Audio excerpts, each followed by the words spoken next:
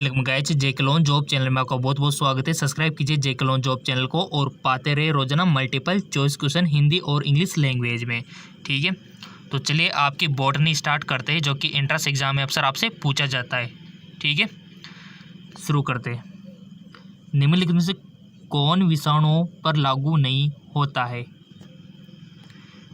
Which of the following is not applicable to viruses? बताइए। आपके option है कि होस्ट सेल के बाहर निष्क्रिय क्रिस्टलीकृत किए जा सकते हैं, या फिर एंटीबायोटिक से अप्रभावित कार्य में गैर विशिष्ट। इंग्लिश का सहारा आप ले सकते हो। Inactivate outside host cell, can be crystallize, unaffected by antibiotic, non specific in action.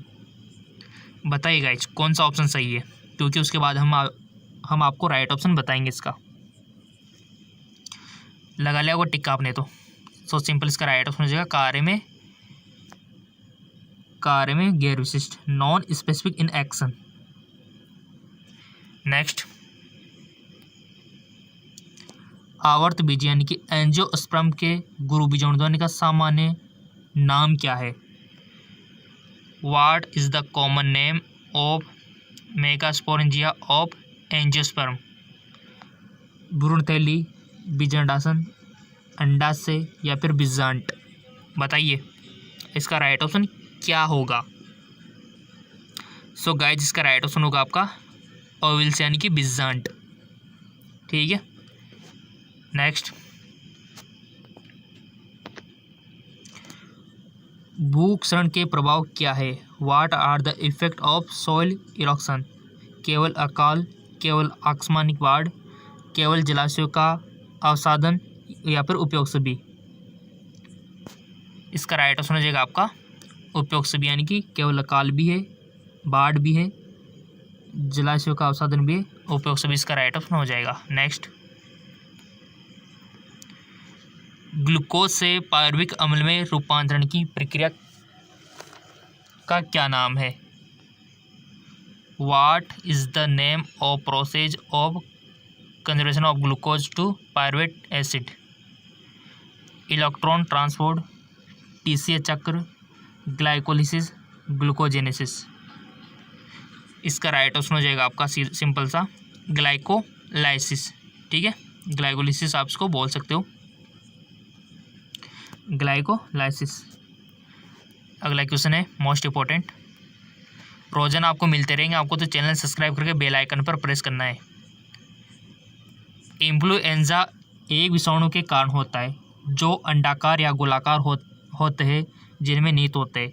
Influenza in caused by virus that is in oval और round shape and contain protein से संबंध दोहरे अवध आरएनए, प्रोटीन से संबंध दोहरे अवधि डीएनए, राइबो न्यूक्लियोप्रोटीन के एक आंतरिक कुंडलित कोर से आरएनए, या फिर प्रोटीन से संबंध एकल अवध डीएनए। इसका राइट ऑप्शन हो जाएगा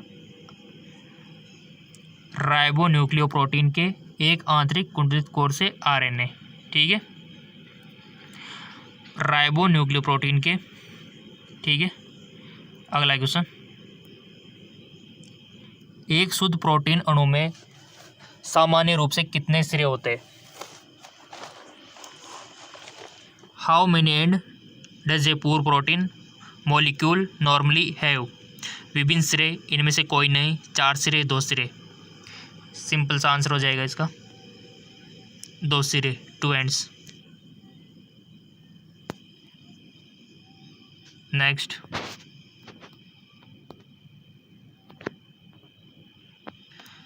उस वैज्ञानिक का नाम बताइए जिनमें जगत के 5 वर्गीकरण 5 किंगडम क्लासिफिकेशन का प्रस्ताव किया गया था। Name the scientist who proposed the 5 kingdom classification.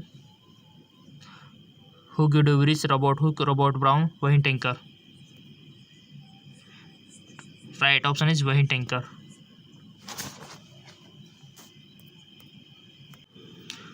Wayne Tinker इसका राइट ऑप्शन हो जाएगा। Next,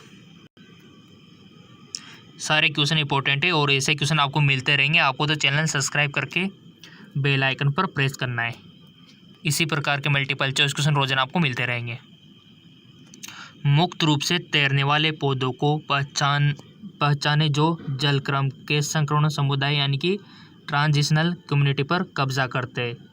identify the free floating plants which occupy the transzonal community by हाइड्रोसिस मार्सिलिया, नेम्फिफिया, टाइफा, लेमना। पहले तो आप लगाओ टिक, ताकि आपको टिक लगाना आ जाए,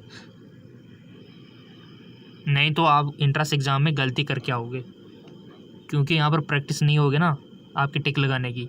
किसी पर भी लगा दो गाइज आप, तो इस पे 4 ऑप्शन है, किसी पर भी, ताकि आपको अपनी गलती का एहसास हो जाए। यहाँ यही गलती अगर आप वहाँ करोगे ना इंट्रेंस एग्ज़ाम में, तो वहाँ पर तो आपका रिजल्ट में 100 होगी, बट यहाँ अगर वीडियो में करोगे तो आप सीखोगे कुछ ना कुछ। ठीक है, लगा दिया होगा आपने।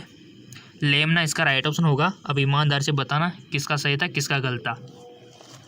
ठीक है, कोई दिक्कत नहीं, 2 से 3 बार वीडियो को देख लेना, अगर गलत है तो ये पनिशमेंट आपको दी जाती है। अगर सही निकला तो बहुत बहुत धन्यवाद। अगला क्वेश्चन, पारिस्थितिकी तंत्र में ट्रांसम्यूटेशन कहाँ होता है? Where does eutrophication take place in the ecosystem? Desert यानी कि मरुस्थल में, ड्राईलैंड शुष्क भूमि, वाटर बॉडी जल निकाय, ग्रासलैंड यानी कि घास स्थल में कहाँ पर होती है पारिस्थितिकी तंत्र में सुपोषण? सो सिंपल, जल निकाय में, वाटर बॉडी में।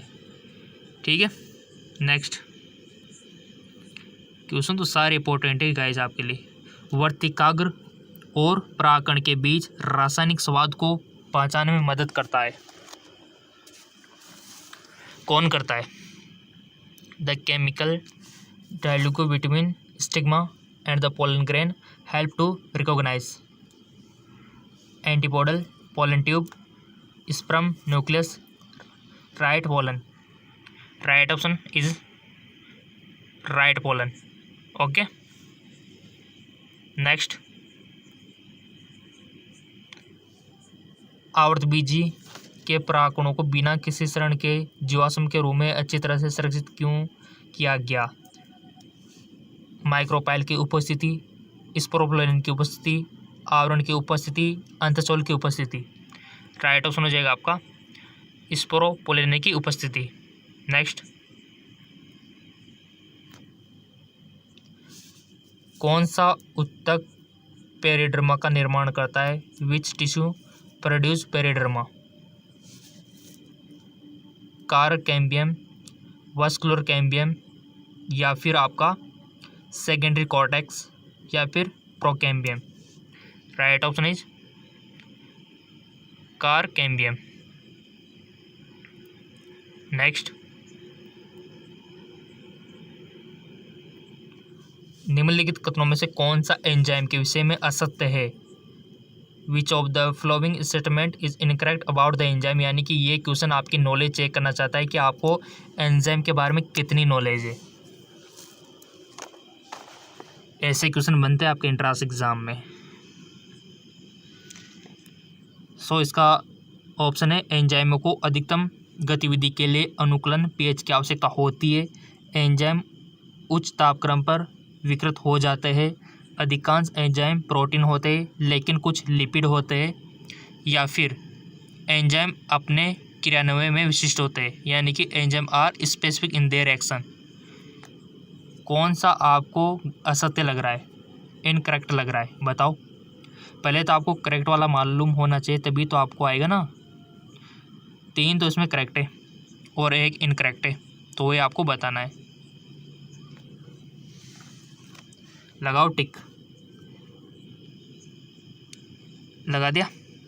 इसका राइट ऑप्शन हो जाएगा अधिकांश एंजाइम प्रोटीन होते लेकिन कुछ लिपिड होते, ये बात गलत है। ठीक है, तो ये आपका ऑप्शन हो जाएगा। ठीक है, यानी कि एंजाइम के बारे में ये जो आपने बाकी की बातें पढ़ी ना, ये तो याद रख लो कि एंजाइम को अधिकतम गतिविधि के लिए अनुकूलन पीएच की आवश्यकता होती है, ये बात सही है। एंजाइम उच्च तापमान पर विकृत हो जाते हैं, हाई टेम्परेचर पर विकृत हो जाते हैं, ये भी सही बात है। क्योंकि गर्मियों में आपने देखा होगा, जब आप खाना खाते हो अगर कुछ ज़्यादा ही खा लिया होता है तो डाइजेस्ट नहीं होता है गर्मियों में, क्योंकि गर्मियों पर एंजाइम अच्छे काम नहीं करते। खाना तो एंजाइम ही पचाएगा ना। ठीक है, अगर काम ही करना बंद कर देंगे एंजाइम तो आपका खाना कैसे पचेगा, नहीं पचेगा। ऐसे में पेट दर्द, उल्टी ऐसी शिकायत होती है, क्योंकि उच्च तापमान के कारण खाना पचा नहीं है। ठीक है, सर्दियों में तो वैसे भी पच जाता है, आपको कोई दिक्कत नहीं है। और चौथा ऑप्शन भी सही है कि एंजाइम अपने क्रियान्वयन में विशिष्ट होते हैं। ठीक है, ताला चाबी सिद्धांत आपने पढ़ा होगा। तो ये नॉलेज, ऐसे क्वेश्चन बहुत इंपॉर्टेंट होते हैं और ऐसे क्वेश्चन मिलते रहेंगे। चैनल सब्सक्राइब करके बेल आइकन पर प्रेस करना है आपको। तो बस अगला क्वेश्चन है कि निम्नलिखित में से कौन सा तत्व पौधे में रंध्र को खोलने और बंद करने में महत्वपूर्ण भूमिका निभाता है। Which of the following element play important role opening and closing the stomata in plant. Calcium, chlorine, phosphorus, potassium. Right option is potassium.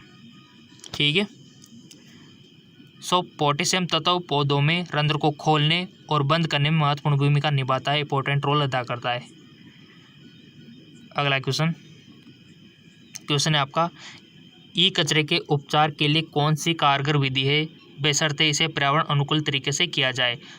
सुधारक, नवीनीकरण, पुनर्चक्रण यानी कि रिसाइकल, या फिर रिड्यूसिंग अपचायक। इसका राइट ऑप्शन हो जाएगा आपका पुनर्चक्रण यानी कि रिसाइकलिंग।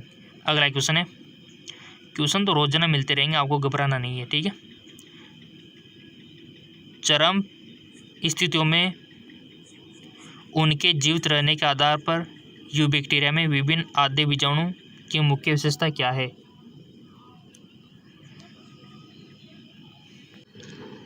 सो गाइज, अभी तो आपके लिए पीडीएफ लिंक भी देना है फिजिक्स के नोट्सों का। ठीक है, ये तो 15 तक तो हमने कर लिए एमसीक्यूज तो हमारे हो गए आज के। ठीक है, अब रही बात नोट्स की, तो नोट्स इंग्लिश और हिंदी में दोनों के लिए आपको देने हैं। तो चलिए कैसे नोट्स हैं हम आपको दिखा देते हैं।